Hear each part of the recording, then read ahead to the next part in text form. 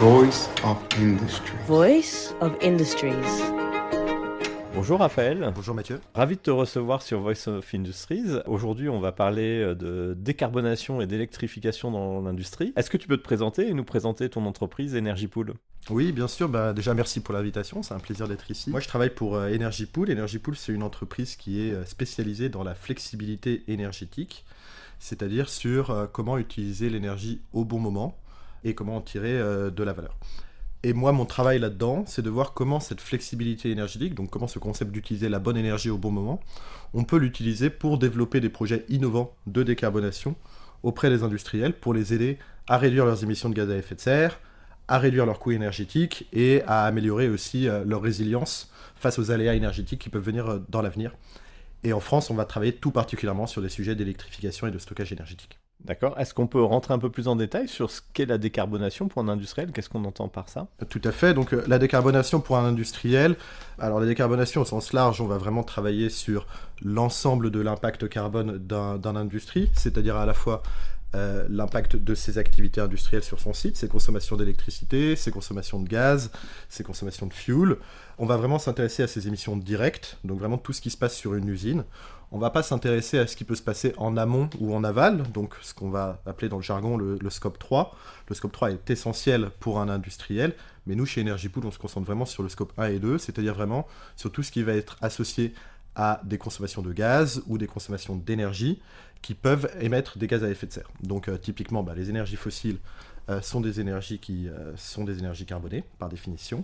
Et donc l'idée, c'est de voir comment on peut substituer ces énergies fossiles par d'autres types d'énergie, et typiquement par de l'électricité qui, en France, je le rappelle, est plutôt bas carbone, puisqu'elle est majoritairement produite à partir d'énergie nucléaire et à partir d'énergie renouvelable et hydraulique.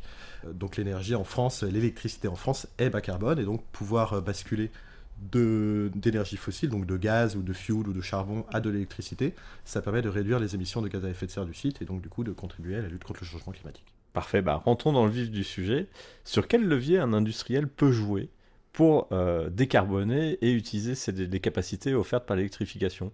Un industriel, il va avoir du coup sur son site des émissions qui vont souvent être associées soit à ces combustions de gaz, soit aux combustions de fossiles. Et on va retrouver ces combustions notamment dans deux types d'activités, soit dans l'activité de process elle-même, où on a besoin d'utiliser ça par exemple dans des fours ou dans des fours de séchage, dans des fours par exemple dans des fonderies, où là on va avoir beaucoup de consommation d'énergie fossile pour pouvoir produire de la chaleur et pour pouvoir faire le processus industriel. Et puis on va également avoir beaucoup de consommation qui va avoir lieu dans les utilités, donc vraiment pour pouvoir produire de la chaleur, de l'air chaud, de la vapeur, de l'eau surchauffée, et donc un ensemble d'utilités qui vont servir ensuite au processus. Et il faut bien comprendre qu'en fait, toute cette consommation qui est utilisée par l'industrie pour la production d'utilités, notamment pour la production de chaleur, c'est extrêmement conséquent. C'est-à-dire qu'aujourd'hui, en France, on a à peu près 50% de la consommation énergétique des industriels qui est faite vraiment pour la production de chaleur. Et donc, il y a un énorme gisement ici pour aller relativement simplement adresser en fait ces consommations associées à la chaleur et pouvoir décarboner les industries.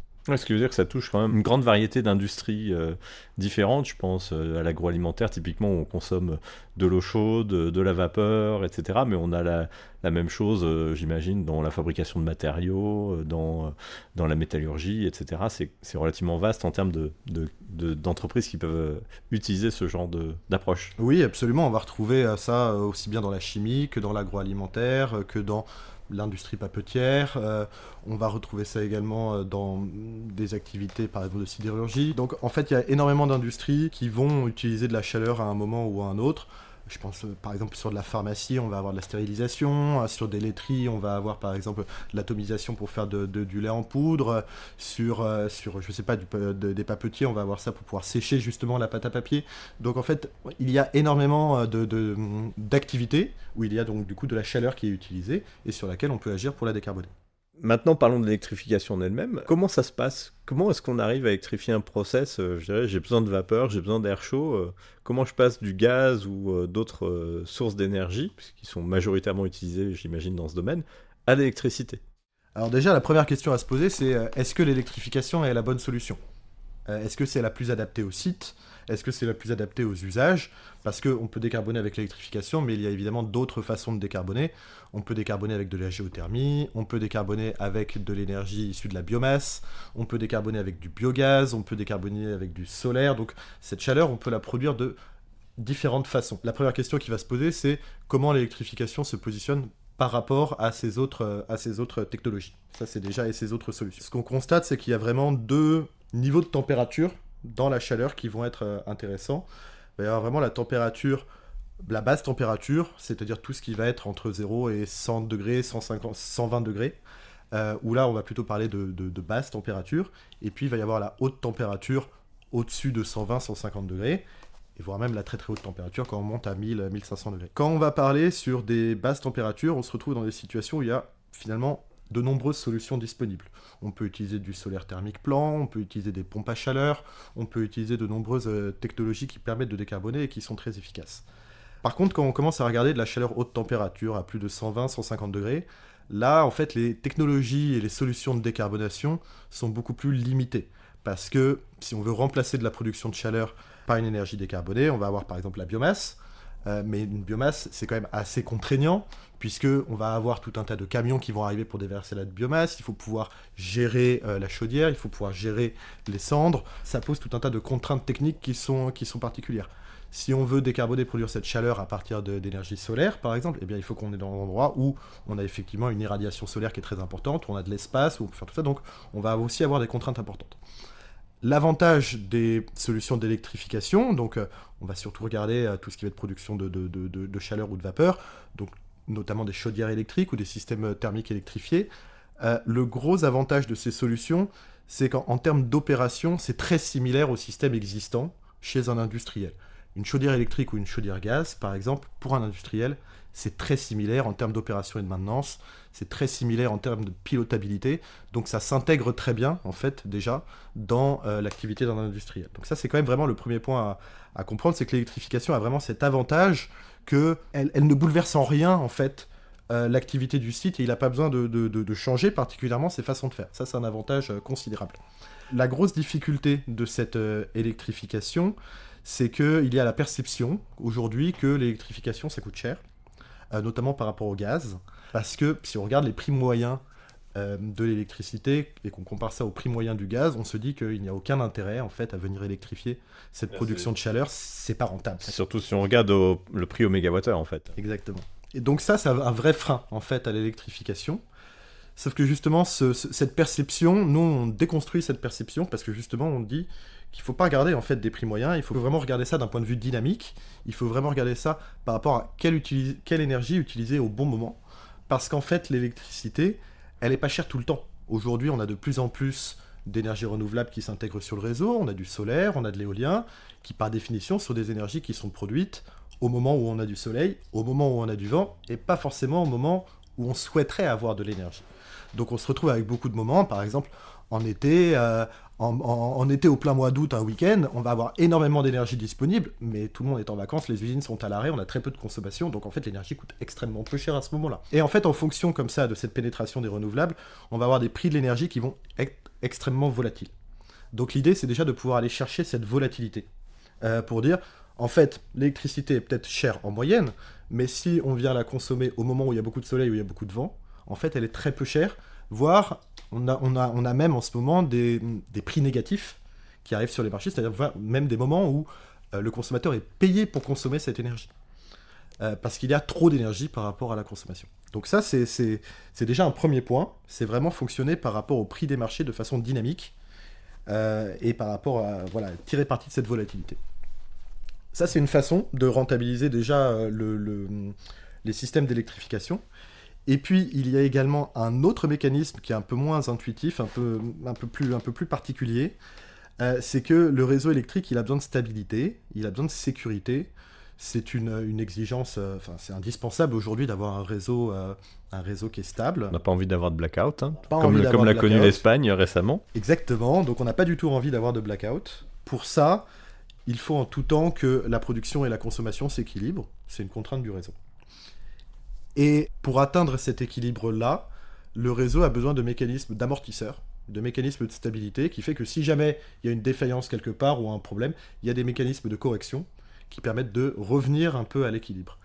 Et le gros avantage également de l'électrification dans les industries, c'est que ces appareils de consommation électrique, on peut aussi les utiliser pour apporter ces services de stabilité au réseau et de pouvoir utiliser ces équipements pour amortir et apporter de la stabilité.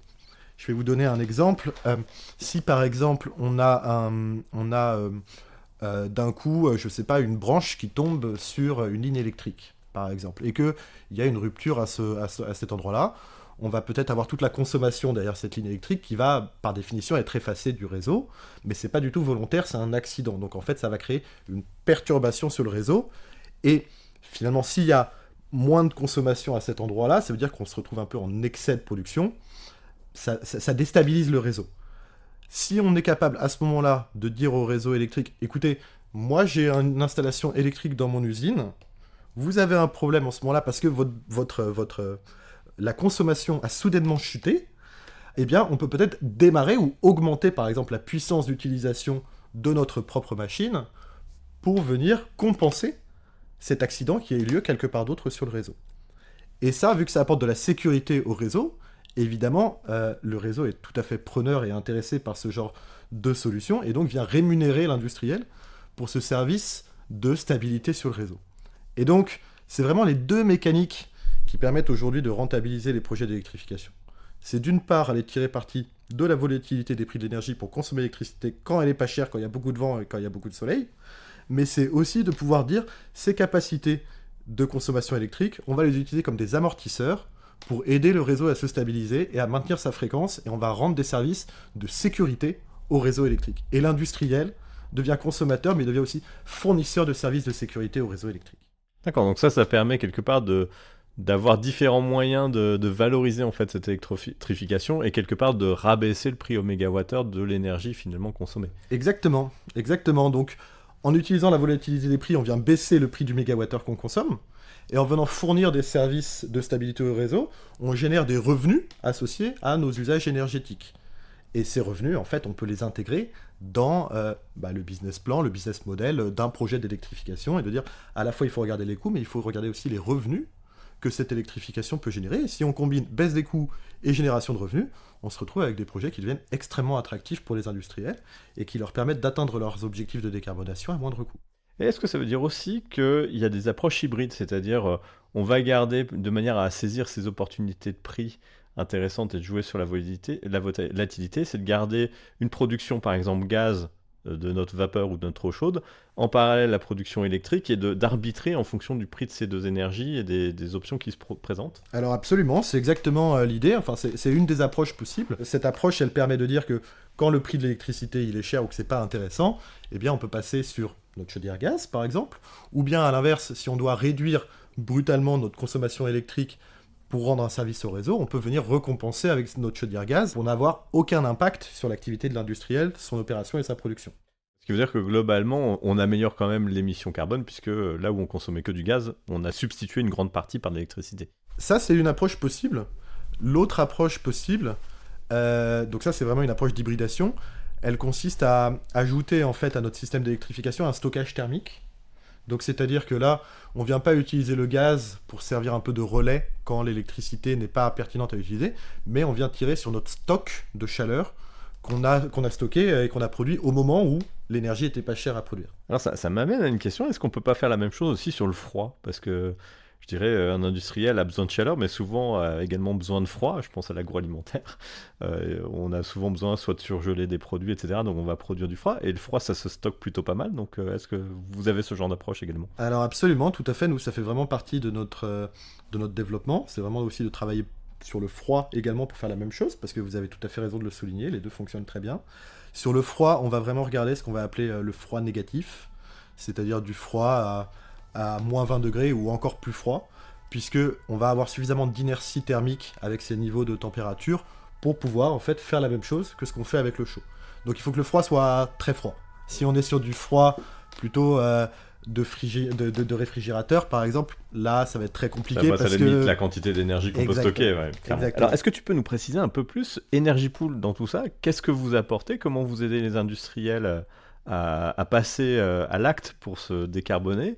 Et puis nous donner peut-être quelques exemples de réalisations pour qu'on voit plus précisément comment ça se passe. Tout à fait. Alors, Energy Pool, c'est une entreprise qui a été créée il y a une quinzaine d'années et dont le cœur du métier, c'est vraiment cette valorisation de la flexibilité sur les marchés, c'est-à-dire cette capacité à faire l'intermédiaire entre l'industriel d'un côté, qui a des capacités électriques qui peuvent être intéressantes pour le réseau, et le réseau qui a besoin de ces capacités électriques. Energy Pool fait l'intermédiaire pour pouvoir valoriser et s'assurer que ces capacités répondent bien aux besoins du réseau quand elles sont nécessaires.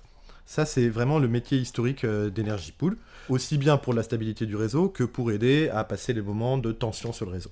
De là, en fait, l'activité d'Energy Pool s'est étendue et s'est diversifiée, notamment pour aller également sur le développement de nouveaux projets, et pas juste sur de la valorisation d'actifs existants, mais accompagner les industriels à développer des nouveaux projets, les accompagner dans leur réflexion autour de la décarbonation, et les aider à justement mettre en œuvre ces solutions d'électrification. C'est ce qu'on fait dans mon équipe tous les jours, en allant voir des industriels et en allant regarder pour eux comment on peut les accompagner à faire ces projets. À titre d'exemple, on a par exemple un industriel qui s'appelle Alteo. Alteo, c'est un industriel qui a décidé d'installer une chaudière électrique sur son site en remplacement de sa chaudière gaz à des fins de décarbonation. C'est vraiment son objectif principal.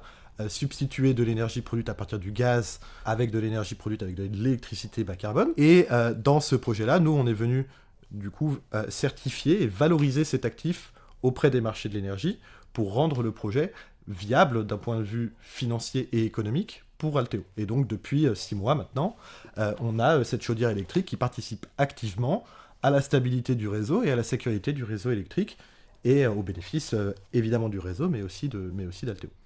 Donc ça c'est un exemple de ce qu'on a pu faire. Et aujourd'hui on a également d'autres projets qui sont en cours de développement, des projets d'électrification, typiquement on a des projets très avancés avec des papetiers par exemple, donc il y a un papetier sur lequel on travaille pour complètement sortir sa chaudière gaz et la remplacer complètement par un système électrique avec un stockage thermique. Donc ce sont des technologies assez nouvelles, c'est quelque chose de très intéressant. Ça sera un des premiers projets de ce genre en France qui sera réalisé, qui est en voie de réalisation, en tout cas à l'échelle commerciale. On va avoir par exemple un autre papetier où on va vraiment travailler plutôt sur sa production d'air chaud, pour ces processus de séchage, où là on vient aussi électrifier, mais en hybridation avec des brûleurs gaz, donc plutôt sur le modèle d'hybridation dont on parlait un peu plus tôt. Et on fait la même chose aujourd'hui avec des industries agroalimentaires, avec de la chimie, avec de la pharma, voilà. Oui, j'imagine que la substitution chaudière eau versus chaudière gaz, c'est un peu comme à la maison, on change, passer de l'un à l'autre est pas très compliqué techniquement. Passer de l'un à l'autre est pas très compliqué, la chaleur qui est produite et la vapeur c'est la même. C'est juste l'opération qui nécessite un peu de savoir-faire, et j'imagine c'est ce que vous proposez. Exactement. Donc c'est l'opération qui pose un peu des difficultés, et puis quand même ce qui est compliqué, ça va être de pouvoir faire la bascule, en fait, entre les deux, en fonction des prix de l'énergie, pour s'assurer que s'il y a un appel sur la chaudière électrique pour participer à la stabilité du réseau, que la chaudière gaz puisse prendre le relais. Donc il y a tout ce système d'automatisation qui est quand même assez complexe, et puis donc où on apporte notre expertise et notre technologie pour le faire. Et puis ensuite il y a tout cet aspect d'opération, parce que les prix de l'énergie ils varient tout le temps, les besoins de stabilité du réseau ils varient tout le temps également. Donc il y a un centre opérationnel chez Energy Pool qui est actif 24 heures sur 24, 7 jours sur 7, 365 jours par an, et qui permet du coup de faire ces opérations sur les marchés pour le compte des industriels et avoir vraiment cette gestion extrêmement dynamique de l'énergie. Très bien. Pour conclure, est-ce que tu pourrais nous donner en 2-3 points, quels seraient un peu les éléments à prendre en compte pour un industriel qui souhaite se lancer dans la décarbonation et l'électrification de ses utilités si je comprends bien, c'est un peu le sujet primordial avant de passer dans le procédé, mais déjà pour commencer sur les utilités, quels seraient les 2-3 éléments à prendre en compte pour réussir cette transition et cette décarbonation? Le premier point à prendre en compte déjà, c'est que la décarbonation, c'est pas forcément un coût. La décarbonation, c'est un facteur de compétitivité.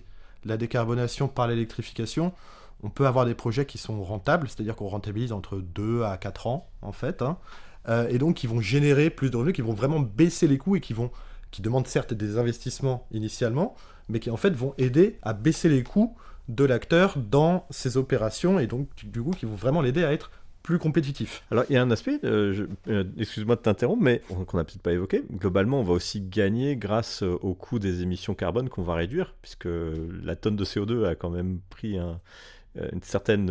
bon, il y a eu une belle augmentation du coût de la tonne de CO2 émise. J'imagine que ça fait partie du retour sur investissement que va trouver l'industriel. Absolument, mais j'ai envie de dire, même sur un industriel qui ne paye pas de prix de carbone, qui n'est pas soumis à ce prix de carbone, il va quand même trouver un intérêt économique tout à fait significatif. Celui qui est soumis a encore plus d'intérêt à le faire, mais celui qui n'est pas soumis a également un intérêt économique à le faire. Okay, bon, je te laisse continuer sur les différents points, mais c'est passé par la tête et je voulais pas qu'on oublie ce point. Non, mais c'est tout à fait vrai, parce qu'on va regarder effectivement le prix du gaz, on va regarder le prix de l'électricité, on va regarder le prix de la tonne, mais on va regarder par exemple aussi les prix de fourniture, puisque finalement l'approvisionnement en énergie, c'est des coûts fixes qui peuvent aussi varier en fonction des projets. Les abonnements, c'est ça. Les abonnements, par exemple, voilà, ce qu'on va appeler le TURP notamment. Les taxes également peuvent être aussi impactées, donc c'est vraiment une vision coût global qu'on développe. Ça, c'est le premier point, c'est qu'en fait, il n'y a pas besoin d'être convaincu ou engagé pour aller faire de la décarbonation. Juste vouloir faire de la rentabilité et maintenir la compétitivité de son industrie est une motivation tout à fait suffisante.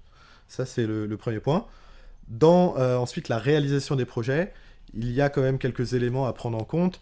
Le principal frein qu'on rencontre aujourd'hui, c'est la capacité de connexion électrique. C'est-à-dire que pour électrifier, ça veut dire qu'on va mettre des équipements qui vont consommer de l'électricité.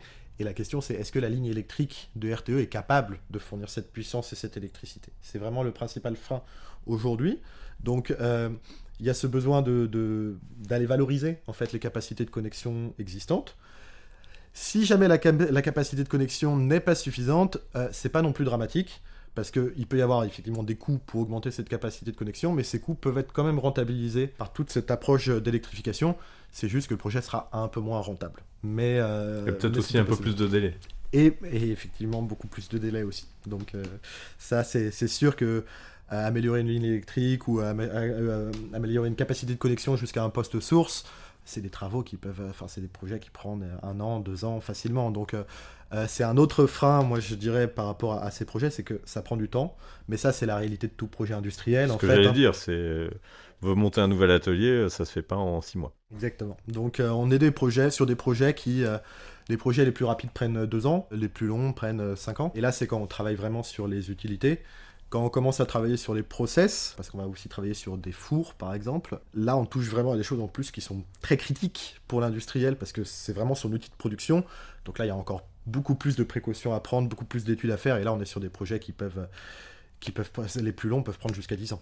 Merci beaucoup, Raphaël, pour ce partage. Je pense très instructif et qui... je pense, concerne fortement nos auditeurs, parce que je dirais, déjà, tu l'as évoqué, on parle de compétitivité, et puis également ces enjeux de réduction de nos émissions carbone. Donc, quand on arrive à combiner les deux, c'est je pense, un peu l'idéal. Absolument, et puis nous, on est convaincus que la décarbonation... ça peut pas juste être un coût supporté par les industriels, c'est pas possible. Il faut que ça soit vraiment un facteur... C'est pas viable sur le long terme. Exactement, qui permette d'améliorer la compétitivité, qui permette de vraiment avoir un facteur différenciant sur les marchés internationaux, qui permette d'être plus souverain énergétiquement et de moins dépendre du gaz qui peut être importé de Russie ou des États-Unis, et de vraiment s'appuyer sur nos propres capacités de production nucléaire et renouvelable. Donc moi j'incite fortement évidemment les industriels à venir étudier ces solutions qui sont encore finalement relativement nouvelles, et à venir voir si il peut y avoir un intérêt pour eux à aller décarboner de cette façon-là. Non, mais c'est intéressant, on est en train de voir d'ailleurs des choses qu'on avait pu voir, je pense, dans les années 70 avec la crise pétrolière, qui nous avait amené à développer tout le parc nucléaire français et des usages industriels de l'électricité.